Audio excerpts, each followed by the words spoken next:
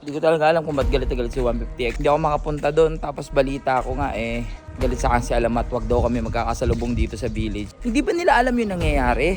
Itong mga ganggang buster na to, imbis ipagtanggol ako, pinanigan agad si 150. Hindi ko nga din alam kung ano nangyari dun.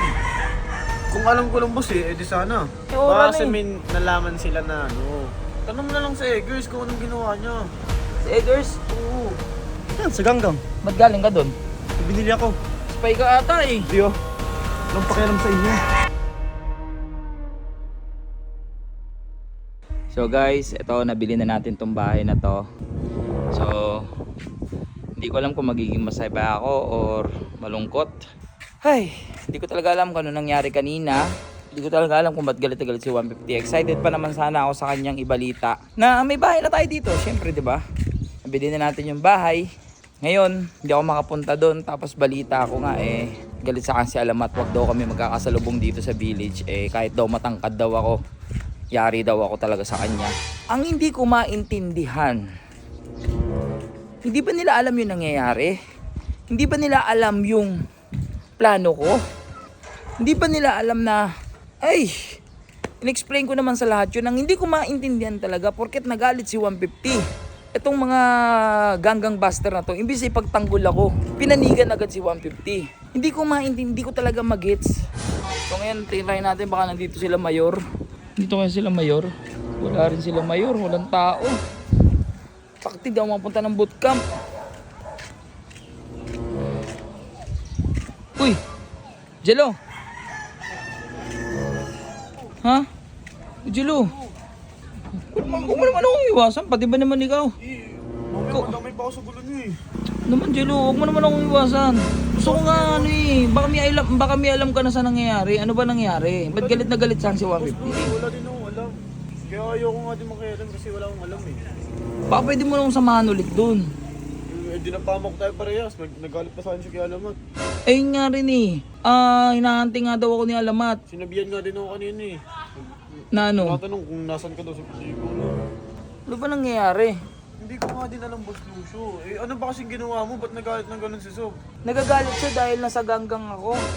Yun yung pagkakaintindi ko kasi. Ako, di ko alam. Ang alam ko lang, nasa ganggang ka kasi nga may trabaho ka. Hindi ko tuloy alam kung magiging masaya ako, malungkot ako. Kung kailan ko nabili yung bahay tsaka nagkanda leche-leche, sana hindi ko na lang pala binili yan. Hindi ko nga din alam kung anong nangyari ngayon. Kung alam ko lang, boss edi sana. Diba?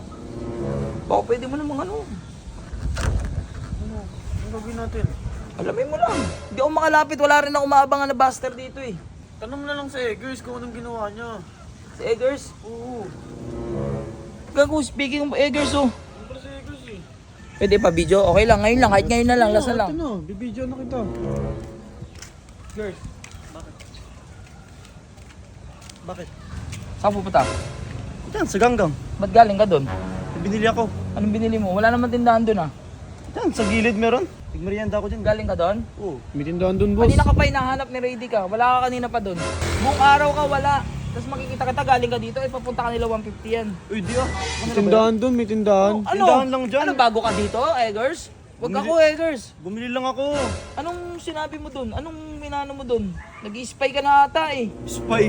Kailan pa naging spy? Tapat ako kay Radic eh. Spy ka ata eh. Di ah. Walang pakialam sa inyo. Ano yun, boss? Wala tayo na pala. Baka pwede naman ako maiso-iso. Hindi ko nga din alam, boss, kung anong nangyari, boss. Hindi nga ako makapunta doon eh. Hindi nga ako makapunta doon. Baka pwedeng ikaw pwede ka Anong naman. gagawin ko naman dun? Alamin mo lang. Di nadamay ako, sabi ni boss, nag-i-spy ako sa kanila.